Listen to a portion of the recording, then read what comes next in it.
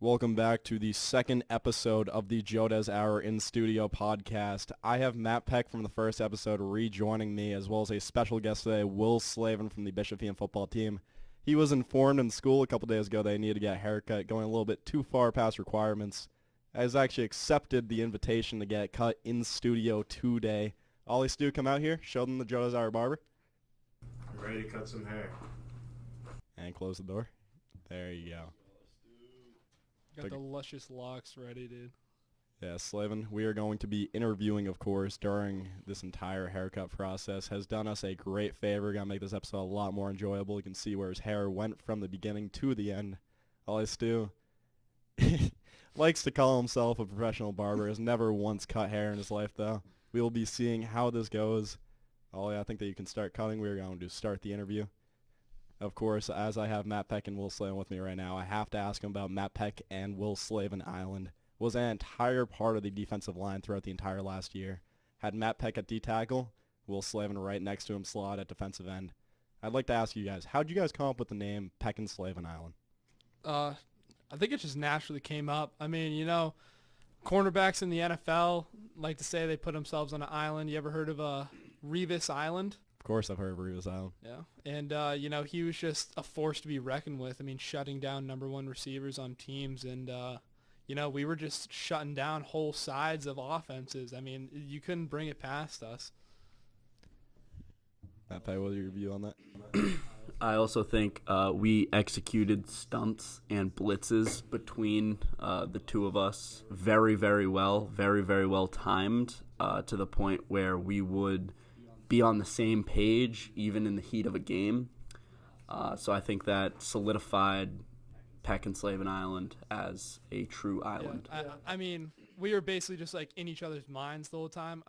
We like shared one brain. Like I always knew what Matt Peq was gonna do, like as an instinct. Like say we were doing like a stunt or something, and then the stunt went wrong. Like they decided to flood it to the outside, and I knew Matt Peq wasn't going to get there. I'd call off my stunt, just go right out. So we were just an unstoppable force. We would call off stunts mid-play. Like this is like a 3-second thing, a second and a half in. We would just be able to tell by how the offensive line would respond if they were picking up on it or not, and we'd be able to change our play style. So I do have to say we were 100% always on the same page during big games. Yeah, you guys obviously had to work to develop such a deep chemistry. Many people might not know, Will Slavin, Matt Peq, and myself, as well as the barber up there, Oli Stew, all started working out together junior year. You think that time spent after school every single day in the weight room, just getting better, crafting yourself, getting ready for the next season, help bring you a little bit closer to Matt Peq? Oh, yeah, for sure. I mean, when you're spending time like that, just sharing like personal stories and stuff, I mean, just getting closer to your fellow teammates, I mean, you always get closer. I mean, that's why we have like weight room and stuff in practice. We're always hanging out with each other, trying to get better. And, we just solidified a very tight friend group. I mean, all of us did. And it proved to work on the football field. Yeah, I think it's very often you see a quarterback and a wide receiver develop such a friendship. Of course, since they have to pass each other the ball, have to be on the same page all the time. It's pretty rare you see a defensive line get one of those, though. And as you can see throughout the season, that obviously helped you a very large amount. Matt Peq, I believe you led in sacks this year? I was second in sacks to Case Mankins. Second to Case Mankins. I think he had 8.5. I had 7.5. Very, very close. It was a good battle throughout the season. There were definitely points when I was up and then points when he was up.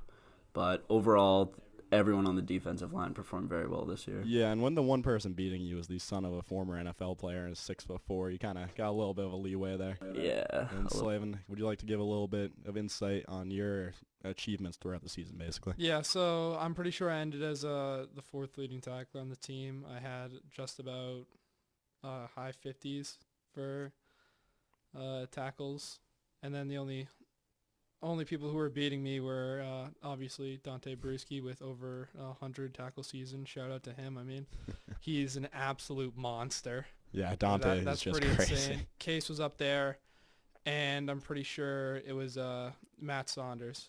Yeah, Matt Saunders up there? Yep. So Nice. Yeah, he was one of the leaders of the defense at linebacker, right? Yep, captain. So. He was. Oh yeah, I forgot he was a captain. I always assume when he's a captain that was mainly for offense, for his proficiency at running back. But I always forget the linebacker spot. Yep, he was definitely a big part there. I mean, he played inside, outside. He was just like the Swiss Army knife of the defense. Yeah, every team needs one of those who can just do a little bit of everything all around the field. Yeah. Next question, though, that I'd like to pose to Slavin while he's getting his haircut. Oli Stew, how's that haircut going back there, actually? It's going great. This haircut right here goes out to Mr. Svensson. That was a little bit of shout out to Mr. Svensson from Oliver Stewart. You may not be able to hear that back there. Oli Stew, of course, ever diligent in his work with Slavin's hair. My next question for Slavin is throughout the entire season, I had multiple interviews with him, and he earned the title of Best Joe Dez Hour Interviewee. How does that make you feel a little bit, Slavin? Man, it makes me feel proud. I mean, I'm glad that I can come on this platform and just talk about something that I love, you know, just working towards my goals and becoming better. I mean, I like to be the best at almost everything I do, and I strive to do that. You know, sometimes I don't, but just having something like this just makes you feel so good. You know, maybe I wasn't number one in, like, leading tackles or number one in sacks, but, you know, at the end of the day, I was the number one interviewee on the Joe Dez Hour, so I think I'm fine with that, you know? No, exactly. Every team needs someone in the locker room who just brings that energy. I think Will Slavin's one of those guys, of course. I'd actually like to segue this into my next point. Peq and Slavin, Playboi Carti Chronicles throughout the entire year. Obviously saw your growth, going from just a little bit of regular fans, of course, getting to a level where might be called a little bit obsessed at times. How would you say that really kind of started growing to the point it's gotten today? Yeah, I mean, I was always a big Carti fan, you know, love the guy. I mean, I feel like I'm I feel like I'm definitely like a vamp, you know? Yeah. And I loved Playboi Carti's early stuff, you know, just the Playboi Carti album and Die Lit. So I've always been like a huge fan, and then I introduced Peq to it, you know? We'd introduce music back and forth. I mean, Playboi Carti and Chief Keef, they were very big influences on game days, lifts, pre-practice. I mean, stuff like that. I mean, when you need something to get you hyped, we had it. I believe like every pregame, all you hear in the locker room, we would have Robert Pomerantz. Like I don't know, he had a big speaker. Yeah, JBL all you could hear, Playboi Carti. Every single time, and that has, it hypes you up. It gets you in the right mentality. I wouldn't say it would be Playboi Carti certainly all the time. I say that there's a solid mix of that. I'd probably say like 70% Playboi Carti, 30% Chief Keef, because you just need that like Chicago drill in there. I mean, it really gets you going. No, for sure. Before every football game, I imagine Chief Keef just gets going insane. Yep. D-line for sure. That was a big one for us, you know. Yeah. Two stud D linemen Yeah, playing D-line in the locker room. I mean, it doesn't get better than that. That's the highest of highs right there. No, of course. Slavin, there is a little bit of a curse coming with the blessing side of the Playboi Carti introduction of Peq, because I have not been in a car with Peq that has not had Playboi Carti blasting throughout the speakers in about 3 months. Yeah, I mean, when you introduce someone to like the greatest musical artist of all time, it's hard like not to listen to them every single day. I mean, you're not gonna get like the creativity and lyricism and discography that you get from Playboi Carti and like NBA YoungBoy or like Polo G especially. Like he's just leagues above these other guys. I mean, it's insane. I mean, Tupac Shakur, mid compared to Playboi Carti, like Biggie Smalls, like all that old stuff. I mean, Elvis Presley, the Beatles. But now, moving on from Playboi Carti, that was a bit aggressive right there, Oli. So Yeah, I just saw you I'm shift getting his head. scared. Okay.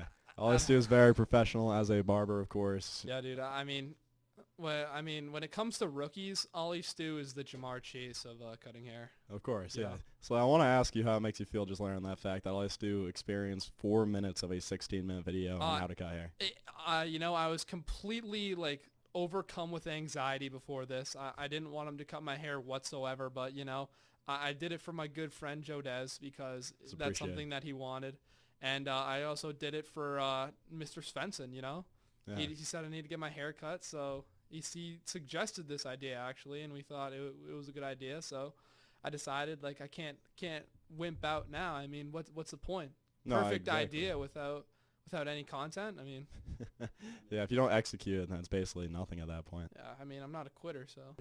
It seems almost a little disrespectful that Ollie couldn't finish the last 12 minutes of a 16-minute video. Yeah, I mean. He decided at 4 minutes he had enough information. Yeah, I mean, this is a huge interview. I mean, this could be the breakthrough for the Joe Dez Hour to the mainstream, you know? Yeah, it's true. It's true. So, I mean, he could have used a little more research, a little more practice, but, I mean, There's the big thing with Oli Stew, though, called beginner's luck, which, as you can see, is coming in very nicely right now, as he is cutting a good amount of hair off. Honestly, not looking that bad so far. yeah, how's my hair look right now? It feels a lot thinner. Yeah. No, it's looking good. It's looking good, son. Don't worry. It's looking good. Yeah. So, Slavin, I'd like to move on to our next point, as Oli Stew, of course, continues his great job back there. Yeah, I think he's almost done. Yeah, he might be a little bit done. He might not really be close to done, but he has a little bit left. So we're going to move on to the next question, and we'll be okay. Yeah, whatever. Yeah, it's okay. Yeah, just keep brushing my hair. Okay, so what I'd like to move on to next, though, basically. You switched from mainly playing offense, you played tight end freshman year for the majority of the year, to playing mainly defense at defensive end. How do you think that switch between offense and defense really went for you, and what do you think the main differences between offense and defense is? I mean, it was kind of hard because I'd never played either of the positions before high school. I mean, I was playing both ways freshman year, and it was kind of hard to focus in on one. And I was kind of known for, like, dropping some balls here and there, so I made a switch to defensive end, and it really was a strong spot for me during my younger years. I mean, one of my key moments was when I was down in Falmouth, and a kid ran a jet sweep on me, tried to cut it back inside, wasn't going to let it happen. I mean, he beat me 100%, but I just grabbed onto him, unfortunately, grabbed his face mask. He left the ground and was thrown about 6 yards, and you know, until then, I mean, it just shot off. I mean, I was just throwing kids around everywhere. It was great. And then as the later years came on, kids started getting bigger, you know, had to keep working. You talked about me and Peq in the locker room, or in the weight room, I mean, and just getting bigger. I mean, it was great to play defense. I love it. I like playing defense more on offense. I mean, I was used more of a blocking asset later years. But, yeah, defense was really my bread and butter. Yeah. Slavin, that Falmouth that you're talking about, that was freshman year, right? Yeah, that was freshman year. I actually witnessed that with my own eyes, and I'd like to bring up the fact that was during a scrimmage that Slavin did. That show a time where a lot of people will just be trying to even make like a starting spot on the team. Slavin was going 100% as if it was a midseason game. That's what you need at every single game. Of course, showing why Slavin was a starter all of senior year. And did you start sophomore or junior year on varsity? I'd split time with Case and Tristan. Exactly. So you split time, which is, of course, given from your aggressiveness, Slavin. Like, you need an aggressive force on the outside of the defensive line if you want to contain any running chance or any passing lanes. Yeah. You just have to have that. Exactly. So now, Matt Peq, I'd like to see from your side what it's been like to see Slavin grow as a player over the last couple of years.